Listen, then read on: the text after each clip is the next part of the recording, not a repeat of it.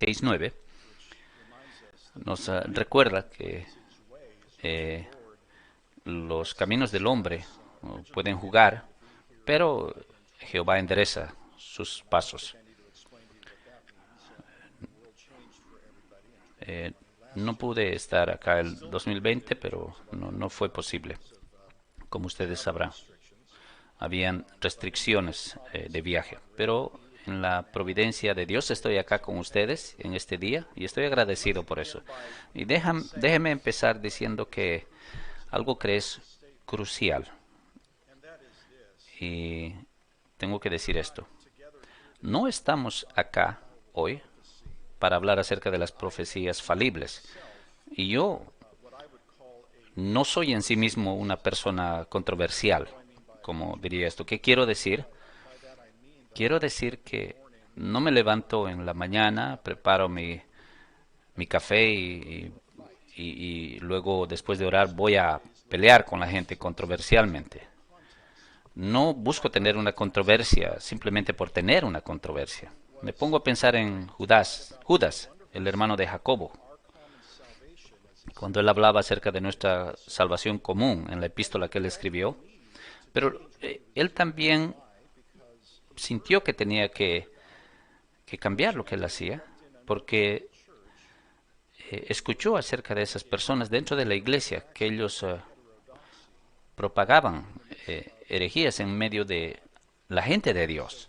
Entonces, él sintió la necesidad de escribirles para urgirles a esos hermanos en la iglesia que puedan contender por la fe que una vez fue dada a los santos. Y es en ese sentido que yo digo que no soy una persona controversial. Espero que nuestro enfoque principal sea en la, la palabra de Dios y la hermosura de Cristo. Cuando pienso en textos como Isaías 66:1, donde Jehová dijo así: el cielo, o voy a contemplar aquellos, miraré aquel que es pobre y humilde de espíritu y que tiembla mi palabra. ¿Por qué tendríamos que temblar ante la palabra de Dios? Porque la palabra de Dios es la comunicación de la misma naturaleza de Dios, de su gloria. Entonces, cuando abrimos la palabra de Dios, estamos contemplando la maravilla de Dios como está revelada en su palabra.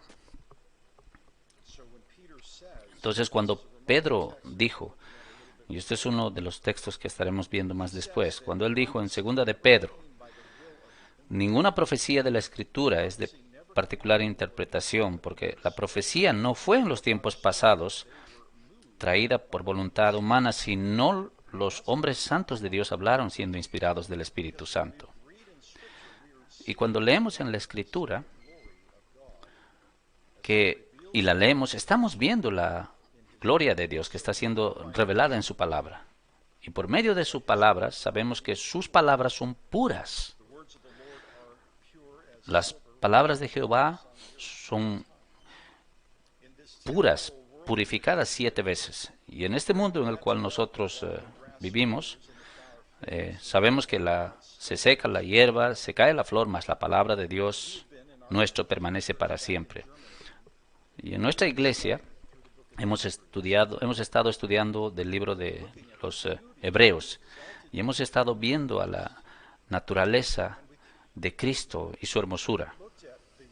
Y hemos estado viendo a la realidad de lo que Dios hizo al revelar su palabra para con nosotros. En Hebreos 4:12 dice que la palabra de Dios es viva y activa y es más que una espada de doble filo y es apta para poder discernir los pensamientos de nuestros corazones y que ninguna criatura puede ocultarse ante los ojos de Dios. ¿Por qué entonces tendríamos que temblar ante la palabra de Dios?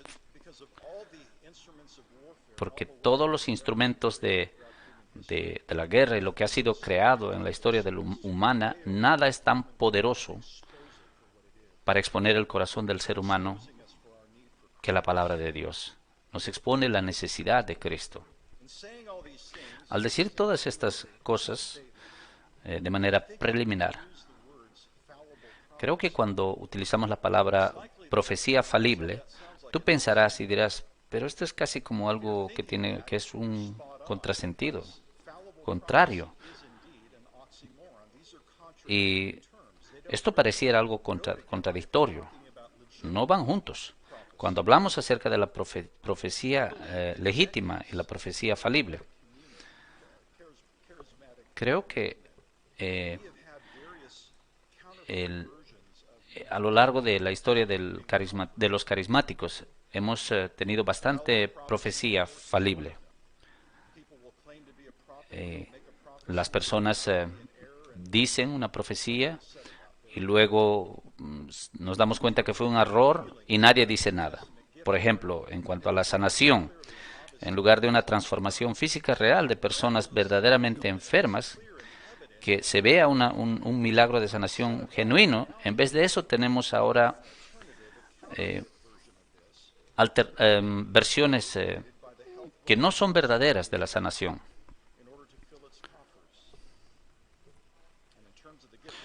Y en relación al don de las lenguas, por ejemplo, en vez de tener el don genuino del Nuevo Testamento, que eran lenguajes genuinos para personas que no conocían esos idiomas, hoy en día tenemos balbuceos indescifrables que uno no sabe qué es lo que se dice, y a eso se le conoce como las lenguas. Bueno, cuando yo era incrédulo, fui a una reunión carismática y fue una experiencia extraña, porque todos estaban formando como soldados. Y de repente todos empezaron a hablar, estaban empezando a balbucear. Y como creyente, incrédulo yo sabía eso porque no era creyente. Y alguien vino y me dijo, ¿estás bien? Porque yo estaba simplemente parado ahí asustado, no sabía qué pensar de esto. Y dije, sí, estoy bien, pero no sé qué es lo que está pasando. Entonces, él me dijo, no te preocupes, el Espíritu te va a dirigir. Y él se alejó de mí y me dejó estar solo. Y pasó más tiempo y yo no sabía qué hacer. Y él volvió nuevamente y me dijo, ¿sabes qué? Lo que puedes hacer es escuchar lo que ellos dicen y simplemente copiar, hablar lo mismo, hacer los mismos sonidos. Como un incrédulo yo pensé y dije, si esto es cristianismo, no quiero nada que ver con esto, porque esto es artificial, esto es pretender. Cuando el Señor me convirtió, Él me mostró por medio de las escrituras del Evangelio que todo eso no tenía nada que ver con el cristianismo. Yo creo que el problema que tenemos de la importación de la profecía falible, aún en las iglesias contemporáneas y aún en iglesias conservativas y seminarios de los cuales el pastor Masters está hablando, creo que esto es debido a lo que el doctor Wayne Grudem ha hecho. Porque debido a lo que él ha hecho, él está dando una apariencia de credibilidad a esta enseñanza, a la idea de la profecía falible. Y esto es de lo que voy a hablar. Estoy preocupado principalmente en el hecho de que esta enseñanza se ha enraizado en iglesias conservativas. Estamos hablando del nuevo calvinismo y de nombres conocidos como John Piper y Wayne Grudem. Claro que Juan Calvino no tiene nada que ver con esto.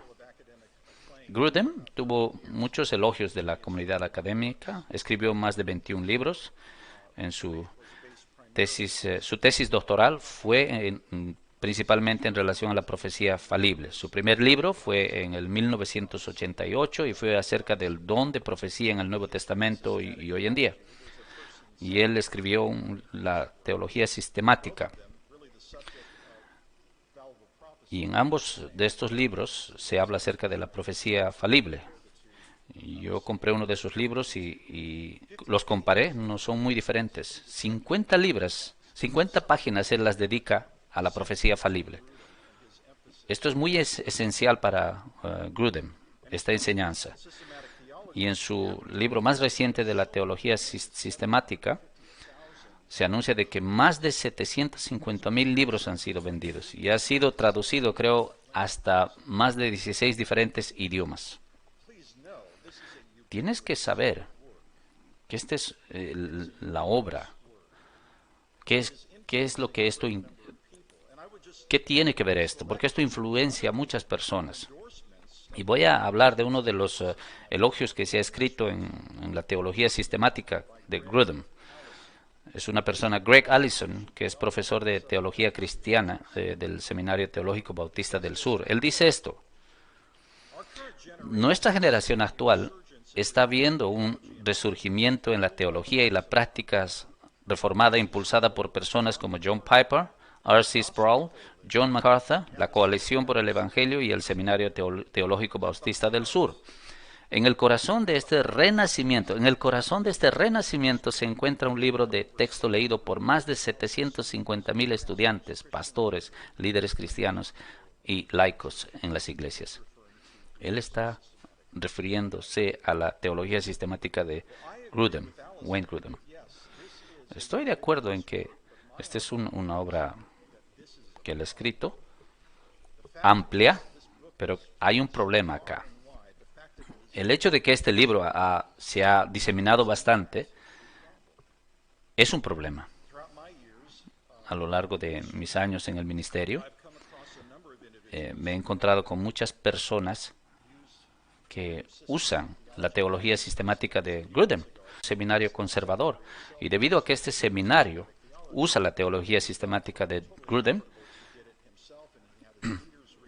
y él hizo que no solo lo leyó, sino que los líderes de su iglesia lo leyeron. Y luego él descubrió qué es lo que él tenía que decir acerca de las señales y de la profecía. Y ahora él se da cuenta que este es un problema. La iglesia se dividió. Muchas personas que leyeron esta teología sistemática han sido también afectados por esto. Y como dije anteriormente, algunas iglesias de personas que han leído, las iglesias se han dividido debido a esto. No creo que este es un tema que podríamos simplemente tomar por sentado o ignorar. No es un tema que se preste simplemente para la controversia, pero cómo definimos la profecía es muy importante y es esencial para nuestro entendimiento. Tiene que ver con Dios, su palabra y su naturaleza misma, que Él se revela a nosotros por medio de su palabra. Entonces, en esta primera sesión y en la siguiente sesión, solamente voy a darles un resumen de lo que está en el libro de la profecía falible, del libro del Nuevo Calvinismo. Solo les puedo dar un resumen, pero les voy a dar lo suficiente como para que ustedes puedan darse cuenta por qué esta es una enseñanza problemática y por qué está errónea. ¿Por qué es errónea? Entonces, lo primero que quiero hacer en esta sesión es empezar resumiendo la enseñanza de la profecía falible. Y queremos ver qué es lo que dice esta enseñanza y qué defiende. Después examinaremos el fundamento insustancial de esta doctrina.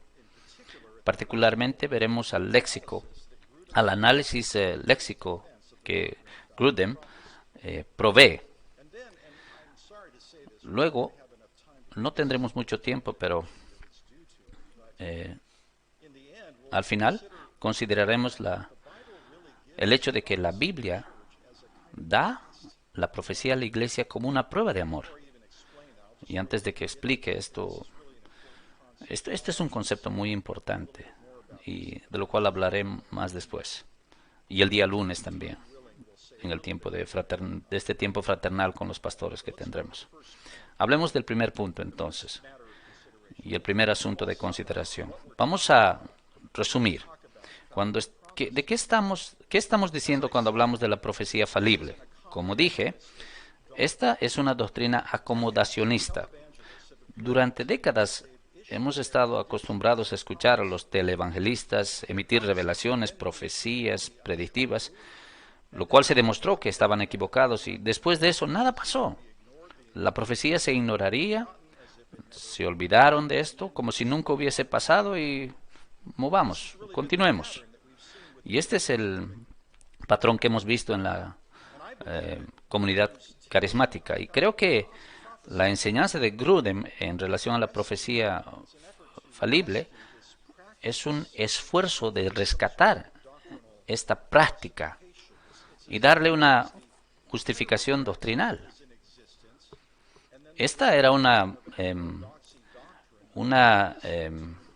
algo que se hacía que era hereje. Y este esfuerzo de tratar de rescatar esta práctica hereje por medio de Grudem hace que veamos en ello una tercera clase de profecía.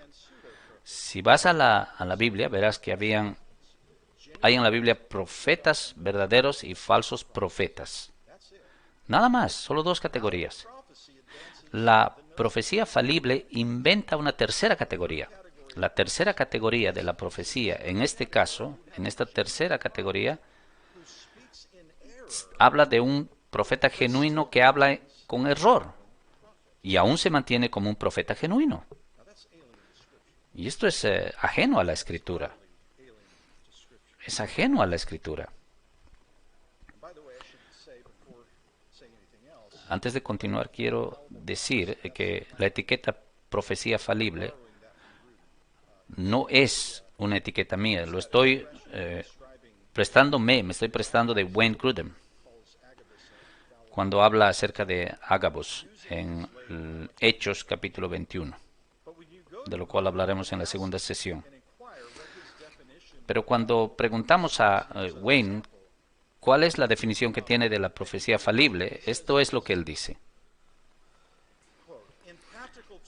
En términos prácticos, la profecía falible significa que incluso si una profecía contiene palabras de instrucción ética, por ejemplo, no deberías ir a Londres. Este es el ejemplo que Grudem da.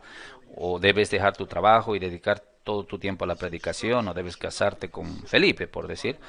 Estas instrucciones no deben considerarse obligaciones divinas.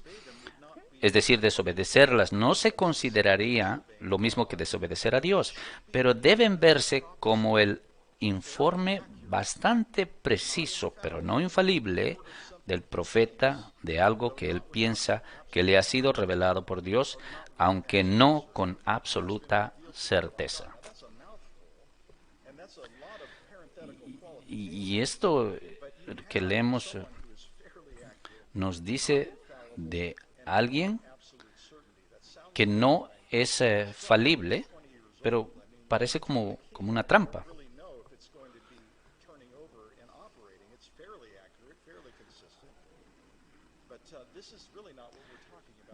Pero no estamos hablando acerca de esto.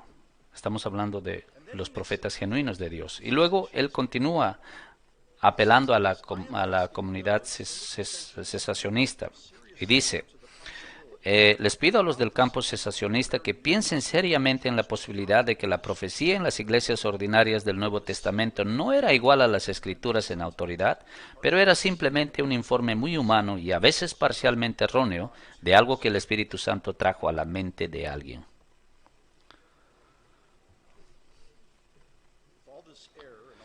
Con todo este error y esta falibilidad, tú te preguntarías por qué es que alguien quisiera este tipo de profecía. Por cierto, cuando Lucas introduce a Ágabo, él no le introduce como alguien que es falible, puesto que este concepto es foráneo a las Escrituras. Y este es el resumen de la profecía falible. Quiero ahora hablar acerca del segundo punto en relación a la insustancialidad de este fundamento. Vamos a hablar acerca del argumento léxico del cual habla Grudem en relación a la profecía falible.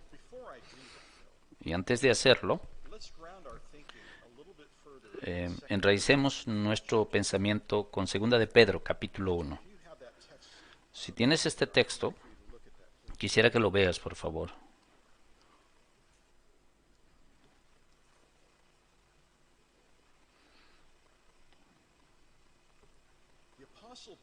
El apóstol Pedro dice esto, 2 de Pedro, capítulo 1, versículo 20.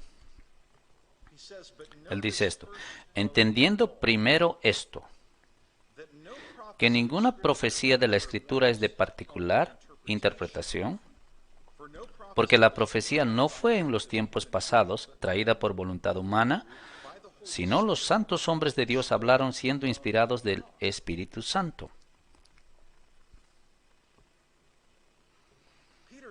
Pedro nos dice, la profecía no es para tu interpretación privada. No es tuya, no puedes jugar con ello. No es como un juguete. No puedes tomar las escrituras de esta manera. ¿Por qué? Porque la profecía es la posesión de Dios.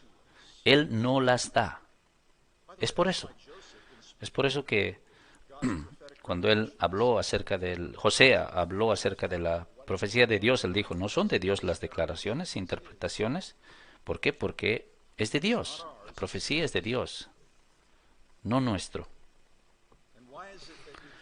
¿Y por qué es que nosotros no podemos tomar la escritura e interpretarla como quisiéramos, de acuerdo a nuestra interpretación privada? Y él nos responde en el versículo 21, 2 de Pedro, capítulo 1. Porque la profecía no fue traída jamás por voluntad humana.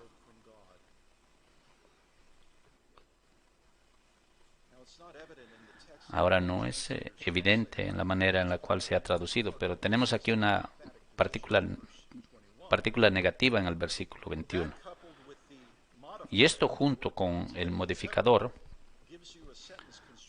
te da una construcción de que tú podrías leer algo así como esto. Porque la profecía no fue traída jamás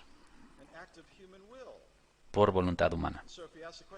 Entonces, si tú preguntas, entonces la profecía vino como de acuerdo al pensamiento humano, y la respuesta es nunca. ¿Por qué? Porque la profecía es esto. Es el resultado de que el hombre ha sido movido por el Espíritu Santo. Y así es que ellos hablaron por Dios. Esa palabra se usa también en Hechos, en la palabra en relación al Espíritu Santo, y esto es de lo que estamos hablando cuando hablamos acerca de la profecía genuina. Los hombres fueron movidos por el poder de Dios para hablar acerca de Dios. Y esto es un milagro. La clave en este texto es la negación universal que tiene cuando dice, porque la profecía no fue traída por voluntad humana. Jamás, en realidad. Nunca pasó. ¿Por qué es una negación universal? Y es importante. Hemos estado estudiando de Hebreos capítulo 4, versículo 15, donde dice, Jesús fue tentado en muchas cosas, sin embargo, sin pecar. ¿Y cuán importante es esta negación? ¿Cuán importante es esta negación universal? Porque si tú tomas esta palabra y la sacas de contexto, toda la Biblia colapsa. Porque todas las promesas que tienen que ver con Cristo y lo que está estipulado en el Nuevo Testamento se deshace. ¿Por qué? Porque ahora tú tienes un Mesías que peca, si ese es el caso. Pero gracias a Dios ese no es el caso. Cristo no tuvo pecado, dice la Escritura. Por eso es que nos referimos a Él con el Cordero que no tenía pecado. Y por eso su sacrificio fue suficiente para nuestro pecado. La negación universal de Pedro es importante porque nos deja saber que cuando estamos hablando acerca de la profecía, nunca vino por voluntad humana. Y ya sea que estemos hablando de la escritura escrita o hablada, es lo mismo. Si es de Dios, es el producto de que el hombre fue movido por el Espíritu, no por voluntad humana. Lo último en relación a este texto que acabamos de leer. Cuando él dice, ¿sabe de esto? En principio, es como cuando Jesucristo se le preguntó cuál era el mandamiento más importante. Y él dijo, y él habló en relación, cuando habló en relación a esto, a la importancia, también hace referencia a este texto de segunda de Pedro.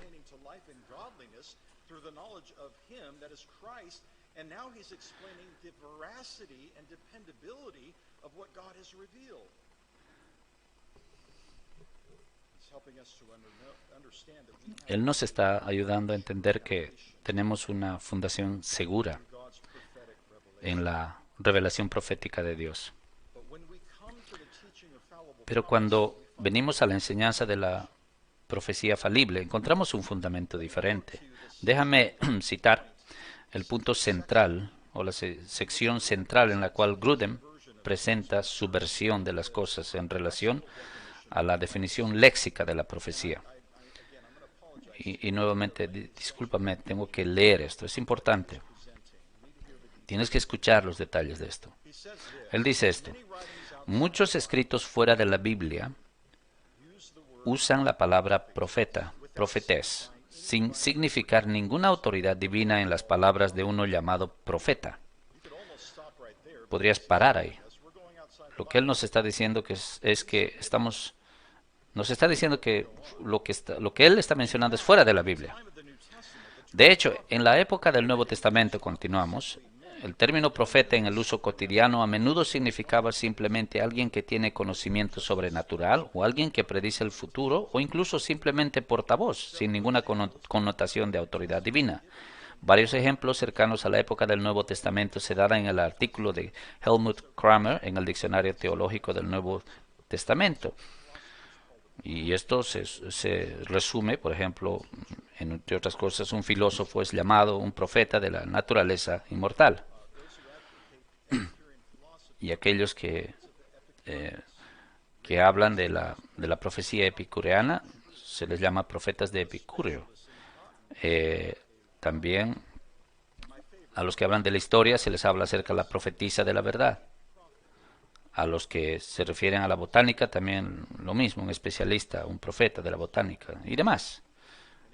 A alguien inclusive que habla de medicina en relación a ese conocimiento de la medicina, Garland o Pergamon habla acerca de alguien que quiere vender sus productos médicos para poder ganar dinero. Él en realidad era un charlatán, pero era alguien que tenía un cierto conocimiento médico. También a esa persona se le consideraba como un profeta. Entonces, Kramer también dice algo.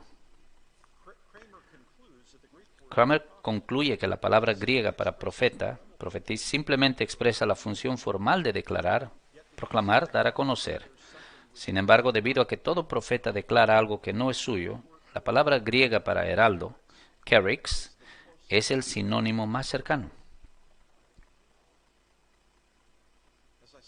Como dije anteriormente, en cuanto tú lees a las palabras que Grudem provee al principio de lo que mencioné, tú cerrarías el libro y no leerías más, es suficiente. Entonces Grudem se sale de la Biblia para dar evidencia de lo que él, de la profecía falible.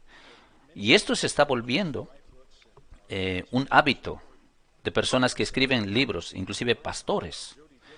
Por ejemplo, Joey Diddle, el cual escribió un libro en relación a los reyes, y él modificó como resultado de lo que él menciona, y modificó Joseph Dillop, Dijo que los reyes podrían, aunque no sean cristianos, pueden ir al cielo, en pocas palabras. Pueden ser cristianos. Y esta es una enseñanza errónea. N.T. Wright también modifica la palabra justicia basándose en los escritos intertestamentarios de los fariseos shamaitas. Y nos dice de que Pablo estaba influenciado por los escritos de estas personas. Puedes tergiversar cualquier doctrina cambiando alguna palabra de la Biblia, transformándola, de forma tal que todo alrededor de esta palabra pueda ser modificada. Debo decir algo de la sección que he leído, en lo cual Grudem depende en relación a su teoría de la profecía falible. Lo que es interesante de lo que él cita de Grudem, es esto. En el diccionario teológico de Kittel, las palabras son tratadas en algunos párrafos, simplemente algunas palabras son mencionadas en su diccionario, pero otras palabras se les da más atención porque son importantes y se usan de manera frecuente. En este caso, esta palabra, prophetess o profeta, se le dedica 80 páginas en el diccionario teológico de Kittel. Y esta es una sección muy grande para una sola palabra. Y lo que es interesante acerca de lo que Grudem hace con esta sección es que él evita 16 de estas páginas que nos dice qué es lo que el Nuevo y el Antiguo Testamento hablan en relación a lo que es un profeta. Y luego él continúa hablando con una sección remota que hablan de una definición secular de un profeta. Secular. En el mundo romano secular de ese tiempo. Y esto es algo preocupante. En principio, ir a una connotación o a fuentes seculares es preocupante. En California tenemos un lenguaje que se llama la jerga del valle. Y los niños utilizan la palabra justo para decir que algo es genial, algo cool. También en Inglaterra seguramente se utiliza esa palabra. Entonces los niños si dicen si algo es genial, cool, ellos dicen, eso es totalmente justo. Entonces la palabra justo es crucial e importante en la Biblia. Esta palabra nos ayuda a entender el estándar en relación, por ejemplo, a Dios. Él es justo. Y Él no cambia. Y por eso es que cuando consideramos la justicia de Dios, sabemos que Él es justo y verdadero. Y Él es el estándar verdadero y perfecto para todo. Entonces, si utilizáramos y cambiáramos esta palabra, el significado de esta palabra justo, por la manera en la cual lo usan en donde yo vengo, los niños, entonces se tendría que cambiar. Y si alguien tendría que hacer la exégesis de esta manera, se le quitaría del ministerio inmediatamente. En principio, utilizar fuentes seculares es un problema.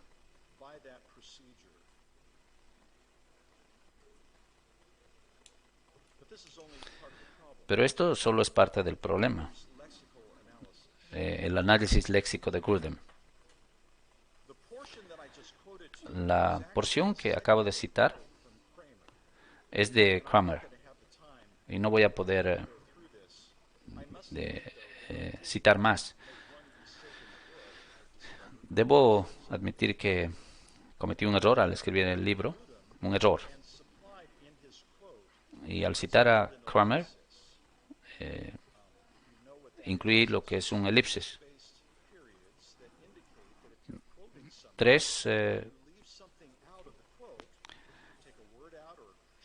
Eso significa que si tú citas a alguien y dejas algo de la citación, estás causando un elipsis. y le estás diciendo al lector que hay algo más, lo cual debería considerar y buscar, porque no estoy dando la cita completa. Y cuando yo eh, cité a Grudem, faltaba algo, lo cual él no dijo. Grudem no proveyó, él debería haber provisto esto que faltaba.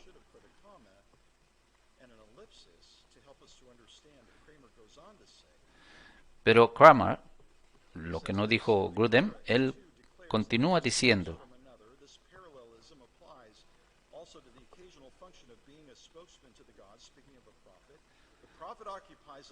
él, él habla y dice que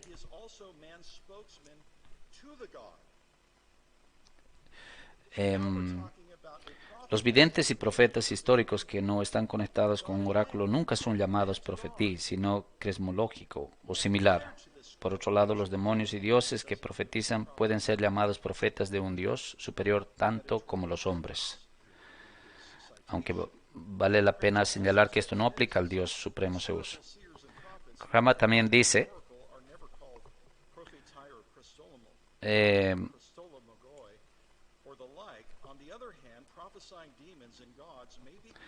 por otro lado, los demonios y dioses que profetizan pueden ser llamados profetas de un Dios superior tanto como los hombres. Aunque vale la pena señalar que esto no se aplica al Dios supremo Zeus. Y cuando tú lees esto, dice que es realmente relevante leer este libro, que mencionan este tipo de fuentes que son seculares. Alguien que lee esta sección podría darse cuenta rápidamente que esto no es relevante. No es relevante a la definición bíblica de lo que la profecía es. Profetizando los demonios y ¿qué es esto?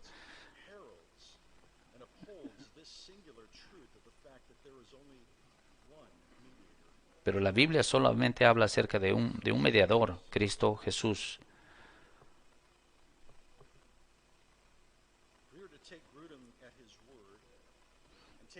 Y antes de creer en Grudem por lo que él dice, tendríamos que decir, tenemos profetas en el Nuevo Testamento que son mediadores y podemos ir a Dios por medio de ellos, pero esta no es la realidad nuestra.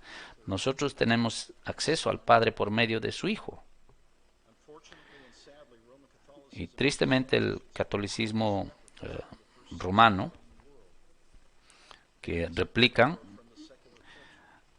su práctica del primer siglo, lo cual ellos se prestaron del mundo secular en relación a que el pontífice es un intercesor en relación en cuanto al hombre para con Dios. Aquellos que sustituyen las definiciones bíblicas con conceptos paganos y seculares se exponen a sí mismos y a sus seguidores a peligros indecibles y una confusión inconmensurable. Y hay algo más que tengo que adicionar, y recientemente lo descubrí. En el artículo de Kramen, no solo habla acerca del uso secular amplio. En esa sección, Kramer provee 5 secciones diferentes de ejemplos y categorías en las cuales la palabra profeta es usada. Y Grudem, sin explicación, utiliza o cita la 4ª sección y no nos explica por qué. Y en esta sección que Grudem menciona, Kramer nos dice que es de Platón.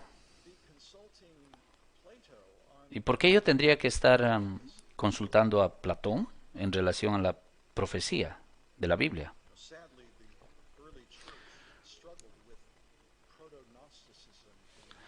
Tristemente la iglesia ha tenido dificultad con la ideología platónica y algo, cosas similares, ideas similares. El narcisismo y demás, debido a las ideas platónicas que se diseminaron en la iglesia temprana.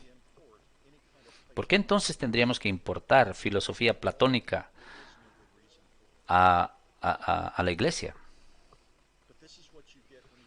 Pero esto es lo que tú obtienes cuando te sales de la Biblia.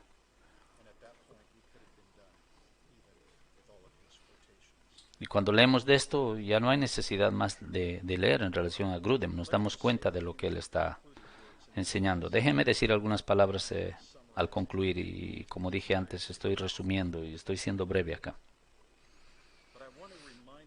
Quiero recordarles del hecho de que esto no es acerca de ser una persona controversial.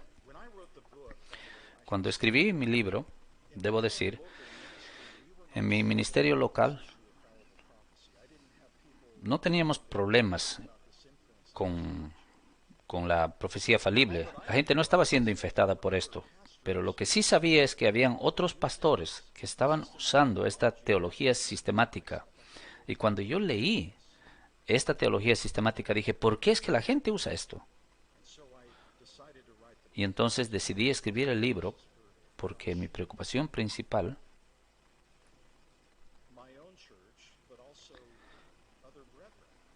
es que Dios use este material en mi propia iglesia y en otras.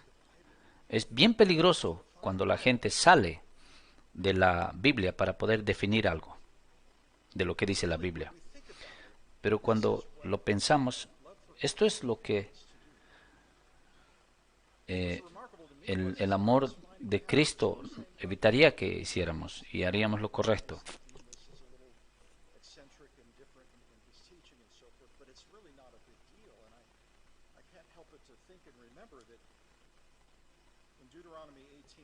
En Deuteronomio capítulo 13, versículo 1, el individuo que dijo que era profeta, presumía que era profeta y habló, pero no de Dios, porque Dios no le envió a ese profeta. Ese profeta tenía que morir. Y la palabra en hebreo que se usa para este profeta que presume habla de la arrogancia de este individuo que está asumiendo de que está hablando por Dios, pero no lo está haciendo. Y el castigo capital es muy serio. Y aunque esto no se practica hoy en día, es una lección para nosotros en los días modernos. Por lo cual entendemos que Dios toma esto muy en serio. Y también nosotros deberíamos tomarlo en serio. El Señor en Deuteronomio 13 dice, no darás oído a las palabras de tal profeta. Hablando del profeta falso, no darás oído a las palabras del tal profeta ni al tal soñador de sueños, porque Jehová vuestro Dios os prueba para saber si amáis a Jehová vuestro Dios con todo vuestro corazón y con toda vuestra alma. Este es el mandamiento con el cual Jesucristo también se identifica.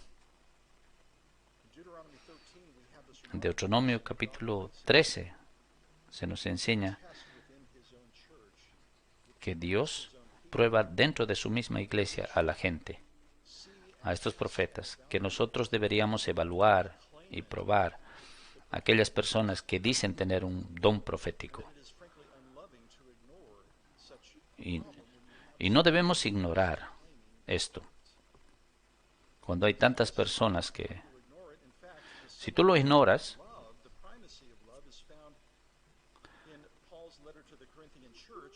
no está bien. Cuando Pablo habla acerca de la primacía del amor, Primera de Corintios capítulo 12 y 13, y en medio de todo esto él reprende en relación a los dones, y él habla acerca del amor en el capítulo 13. Y después de decirles que ellos estaban aceptando el hecho de que estaban aceptando de que Jesucristo era anatema, él dice, nadie por medio del Espíritu podría hablar esto.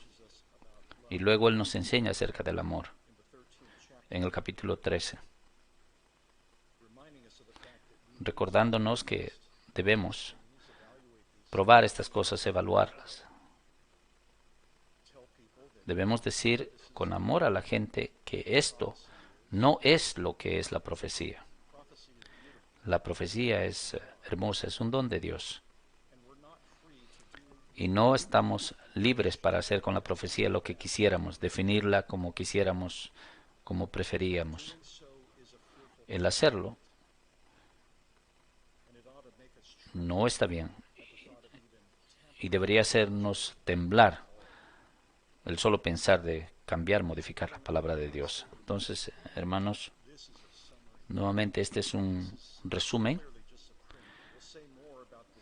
Vamos a hablar más acerca de esto en la segunda sesión en relación a Agabos, que es lo que se usa en relación a los profetas, a aquellas personas que hablan acerca de la profecía falible. Y vamos a hablar cómo es que podemos responder a estos. Y oremos para culminar. Padre Celestial, te damos gracias por este tiempo que acabamos de tener.